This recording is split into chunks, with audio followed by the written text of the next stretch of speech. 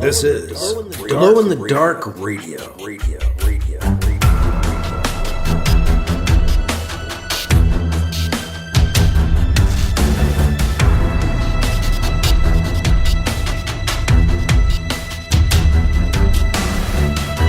The science fiction podcast, with original independent science fiction, written and performed by Mike Luoma, with music by Kevin MacLeod. The Vatican Assassin Trilogy and The Adventures of Alibi Jones by Mike Luoma are available in ebook, trade paperback, and audiobook wherever you find your books online. Get links and details at glowinthedarkradio.com.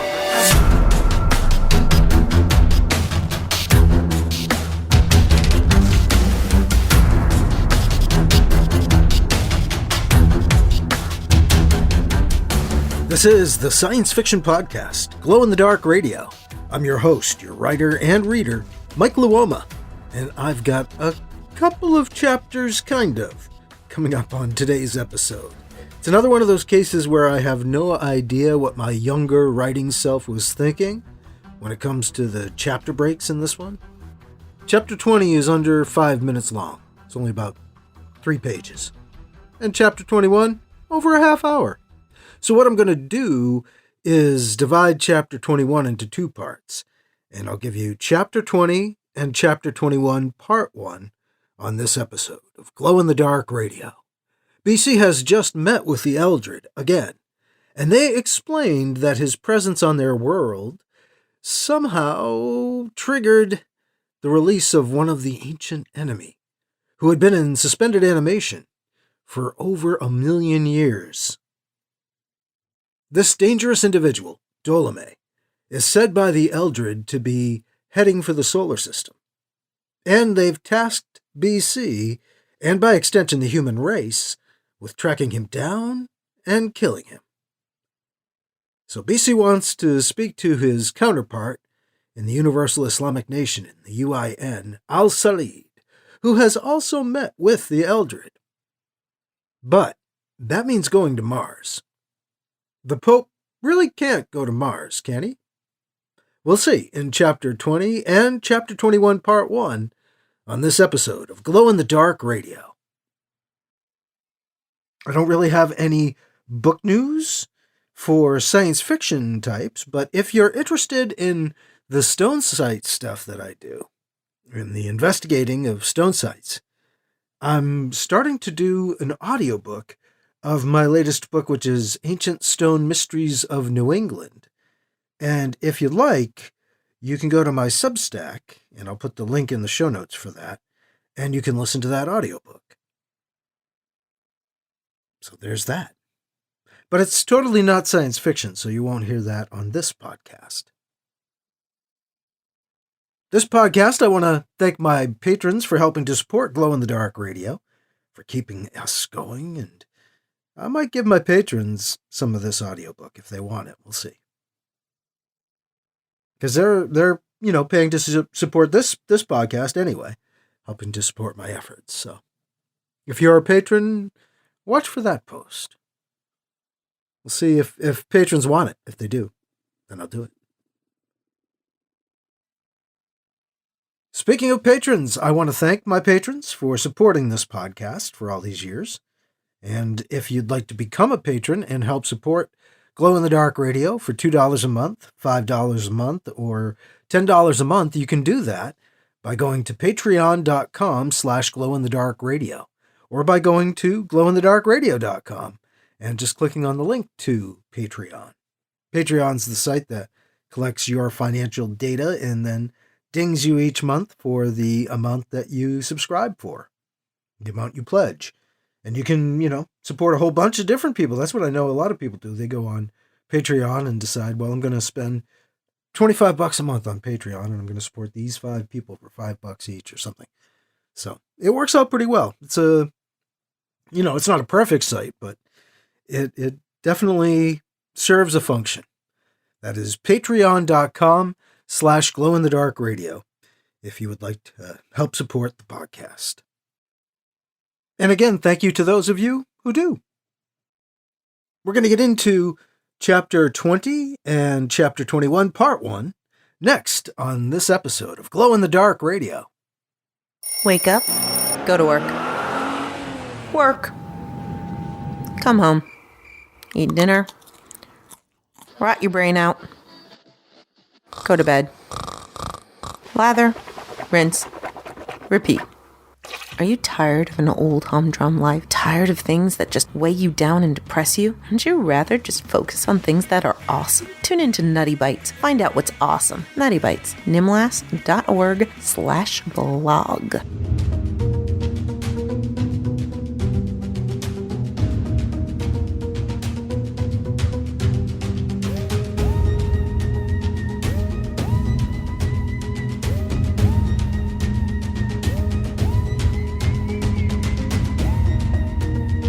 Now here's Chapter 20 of Vatican Ambassador on Glow in the Dark Radio. There's no way in hell you were going to Mars, Anita says, trying to face down BC. Chris and Del flank her. The three are shaking their heads. You know, you're officially crazy, Chris tells him. I am going to Mars. I need to meet with Salid, especially now that he's met with the Eldred too. They wanted to talk to him about his religion, BC says, shaking his head. Think about it, he says to the scientists. For him, all of a sudden these blue alien koala bears show up and say, "Come to our planet and tell us about your religion." I told him before he left that they're the ones killing us. I need to know how his meeting with them went and find out what he told them. I also want to make sure he knows we're on the same side now. Maybe we can pull ourselves together after all. Right, says Kresh. And then I'm going to walk on water, which will then turn into wine. How's that? Kresh, Anita admonishes him. Del suppresses a smile. I'm serious, BC tells them. I'm going to Mars, but it needs to be hush-hush. No one can know about this trip, especially the media. I don't want the Eldred to know about it either, BC says. But from what I learned on their homeworld, from what they told me, from the information they had, they seem to have some means of eavesdropping on us. They may find out anyway. This is going to be tricky, he tells them. I know that. I can't sneeze these days without it being on the newscasts. That's why I need the project's help. The project has the ships that can help me do this. We appreciate your great faith in us, Del says. But you may be asking for the impossible with your demand for secrecy. We were much more adept at secret missions before you lifted our veil of secrecy. Touché, BC says. You're the Pope, BC, Anita says to him, slowly and deliberately, as if explaining it to a toddler. The fucking Pope, Krish pipes up. Anita glares at him. What? Krish asks, defending himself. I heard him say it himself. You're a CEO and head of the UTZ Council. You're the most visible man in the human race, and you want to become invisible? She asks. Think about it, BC. It's insane. What about the UTZ Council? And what will they say about this back at the Vatican? I'll let Wentworth know I'm going. He may even be able to help me get in and get out undetected. We'll see. As for the Vatican, they'll think I'm still out here at the project, BC explains. What? You want us to lie to your church? What are we going to say when they ask for you, BC? She asks him. They check in all the time. We won't be able to stall them. You guys are scientists. Wentworth has robot doubles on his station. Can't you talk to his scientists and make me one of those? BC asks. We could easily make a simulacrum that looked like you, Del tells him. But we couldn't program it to answer any real questions without a great deal of time and your involvement. The likeness would be the same, but the masquerade would be seen through easily with just some simple questioning. Do it, BC tells them. Make it so, get it done, do what you've got to do, whatever. I want one. Even if it won't fool Rome. If it can walk and wave and smile, it can fool the media. So, what about Rome, then? Anita asks him. I'll go back there and tell him myself. I'll leave today. You get the Simuwacha together and bring it to me at Vatican City. Then we'll send Simpope to Lunar Prime while I head out to Mars, BC says, planning on the spot. How long? He asks Del. How long? Until you've got a working model of me. Oh, Del closes his eyes, thinking. His eyes pop open. About a week, he tells him. Damn, BC says. I want to be on Mars in a day or two. I'll do what I can to speed up the process. We'll need you to get scanned for the model as soon as possible, Del says. Get it done, he says to Del. He turns to Anita. I need a transport back to Vatican City for me and the entourage. He turns back to Del. How long will the scan take? About 20 minutes, he tells them. Great. I need a transport in about an hour then, he says to Anita. And then I'll need you to help me figure my way from Rome to Mars and back again. The ships, the schedule, you know. Maybe you are crazy, she tells him. Maybe the fucking Pope is fucking nuts, BC says flippantly. I'm going to pack up. Or go tell my people to pack up. Where should I meet you, Del? He asks. At my lab. Do you know how to get there? No, BC tells him. Have one of your assistants come and get me and lead me there, okay? Del nods. Let's get moving, he says, locking eyes with Anita's. Man, if looks could maim. He leaves her steaming, leaves Chris and Del exchanging looks of disbelief, and walks off to his apartments to get the ball rolling.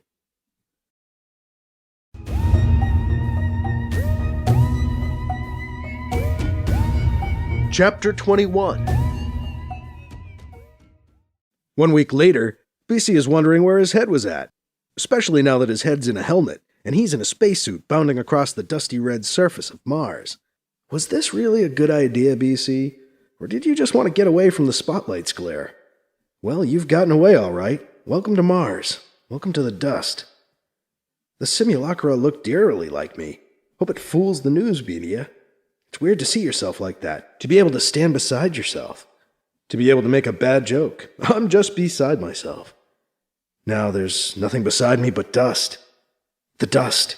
I remember Fiza telling me the dust was the worst thing about Mars. The dust is fucking everywhere. It gets into everything.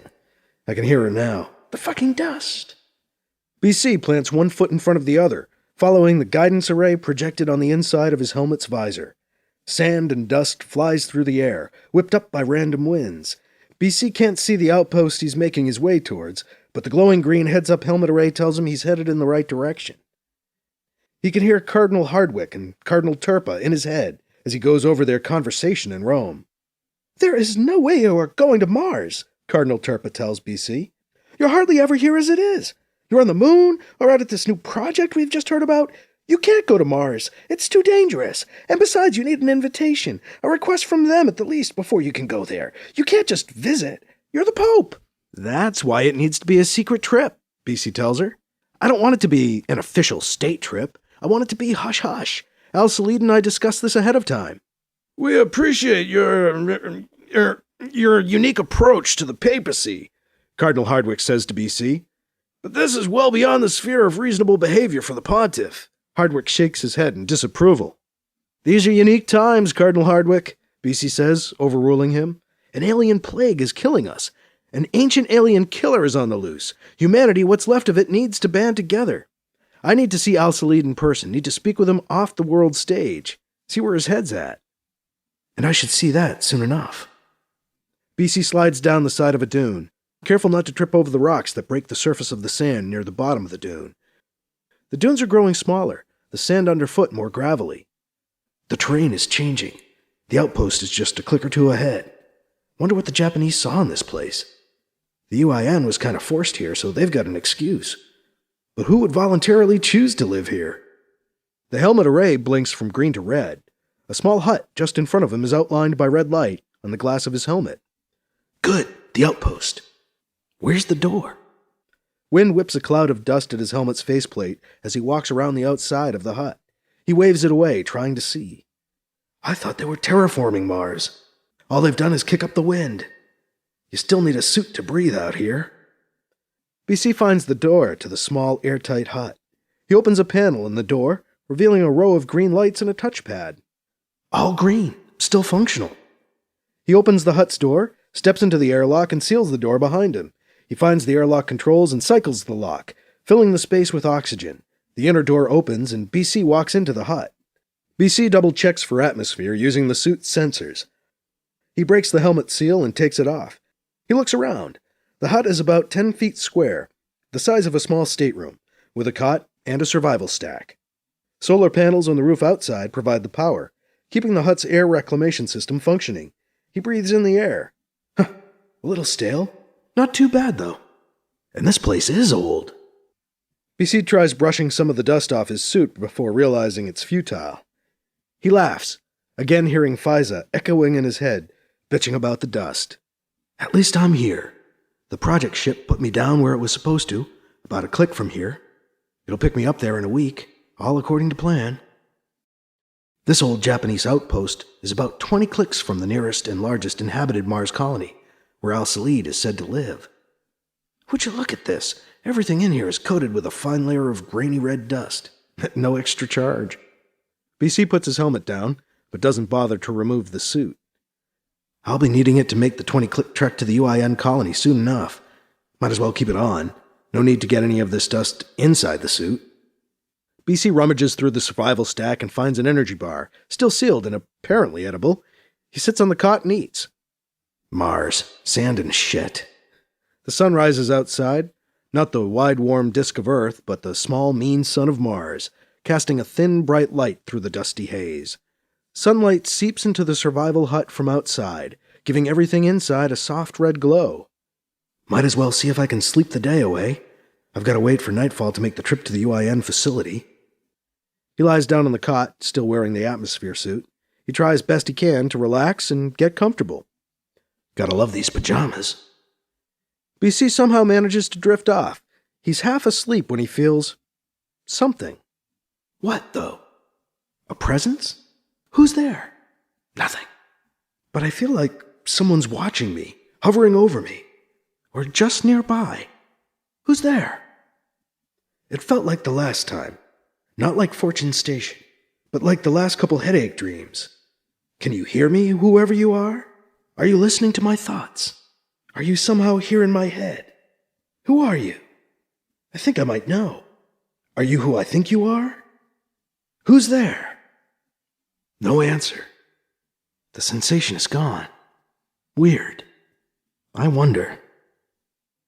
BC falls fully asleep after the strange invasion into his thoughts. When he wakes up, it's dark outside. Time to go to work. Ha! Feels like the old days, off on a mission. I guess I really do miss this. Miss the secret missions, the creeping around, the figuring things out, the thinking on your toes, the adrenaline rush of getting away. I don't miss dealing out death, though. Maybe I could restart the OPO, create my own little covert army, have my own little cadre of assassins. But then, I might have had to send someone else out on this mission.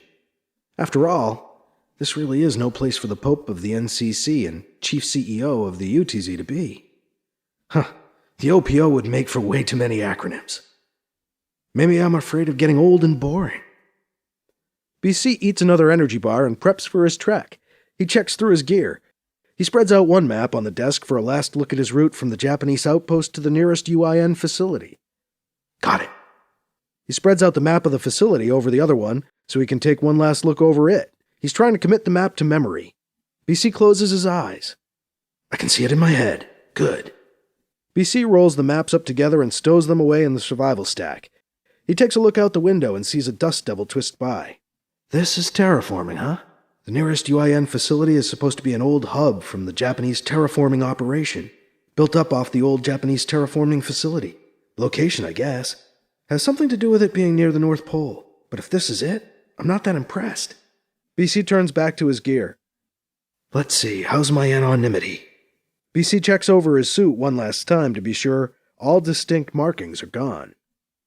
He has nothing on him that might give away his identity.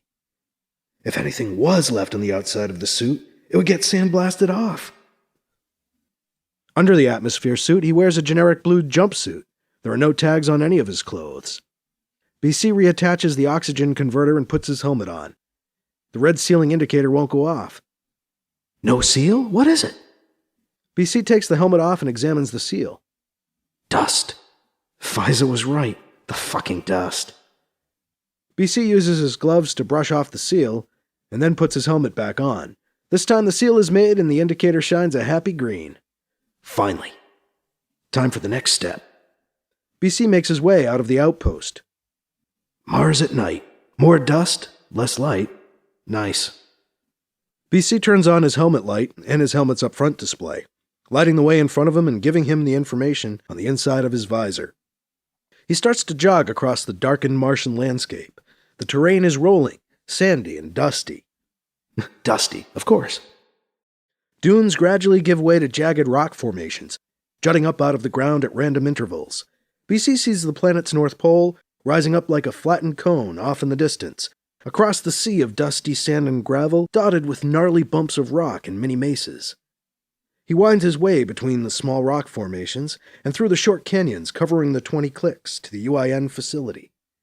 Scrunch, scrunch, scrunch. BC hears each step echo inside his suit as he walks across the dusty gravel surface. He starts singing to himself in time with his footsteps. Making my way across Mars today, singing a song, all I have to say. Don't got no rhythm, just some bad rhymes. Keeps me going while I'm killing time. 20 clicks, not so far on Mars. BC makes it to an emergency door at the outer limits of the UIN facility after about 2 hours of jogging through the Martian night. Here's the emergency exit door, right where it's supposed to be. Nice. BC can't see the rest of the facility from the door's vantage point, just the exterior of the emergency door's airlock. There's a long tunnel connecting this exit to the facility. The rest of the place has got to be up ahead beyond those rocks. Hope these security codes I got from Wentworth are still good. Don't know how he gets his hands on these things. Probably don't want to know. BC punches in the codes. The emergency door pops open. BC steps into the airlock and closes the door shut behind him. He activates the airlock's controls, feels the air pressure pushing in on him as the airlock fills. The inner door opens automatically when the pressure evens out. BC leans out of the airlock cautiously. He looks around the dimly lit tunnel end. No one here. Good. He walks into the tunnel, into the UIN facility. The airlock door still shut behind him with a hiss. Made it inside. BC looks around the darkened tunnel. This looks a lot like that small outpost, similar architecture. Must be a part of the old Japanese facility, very utilitarian. What's that sound? A low humming sound hangs in the air. The air system? BC decides it is just the sound of the air reclamation exchange system, keeping the tunnel air circulating. There is dust on most every surface, but not as much as BC expected. The tunnel is fairly well swept and kept up. BC clips his helmet to his belt and begins to walk down the tunnel. They use this tunnel, you can tell. Maybe even a regular way in and out. Now, even if it only used to be for emergencies. Feels lived in. People are in here every day. It's a good feeling, the way in. BC stops and listens as he approaches the other end of the tunnel. Let's hope that none of those people who use this tunnel are up at this hour. No real contacts here other than Salid himself, so I've got to penetrate right to the core on my first try. Someone's coming.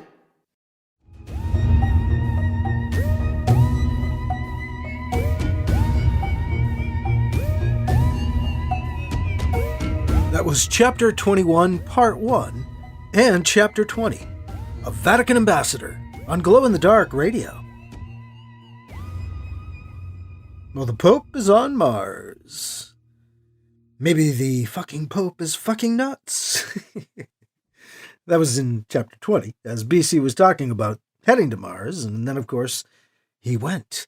He is now on Mars, and trying to get to see Salid. So we'll see how that goes in the second part of Chapter 21, Chapter 21, Part 2, coming up on our next episode of Glow in the Dark Radio. Once again, a big thank you to my patrons who helped to keep this whole thing going. And if you want to find out more about becoming a patron, or just look into this and say, what's the deal here? Just go to patreon.com/glowinthedarkradio. And you can check that out. I have 3 different levels of patrons at $2 a month, $5 a month, or $10 a month. And I appreciate your support. And that is all for this week. We will be back with that second part of Chapter 21 of Vatican Ambassador on our next episode. Thank you again for listening to Glow in the Dark Radio.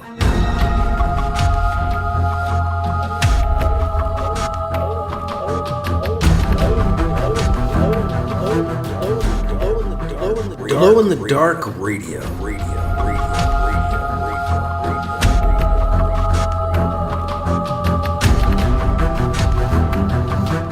This podcast presentation is copyright 2023 by Michael F. Luoma and is protected under a Creative Commons Attribution, Non-Commercial, No Derivatives 4.0 International License.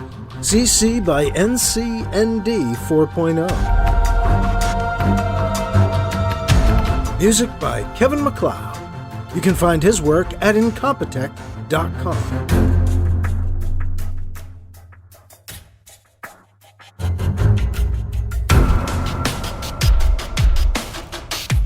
Mike's books are available in ebook, paperback, and audiobook, wherever you find books online. Get links and more details at glowinthedarkradio.com and mikeluoma.com. This has been a presentation of Glow in the Dark Radio.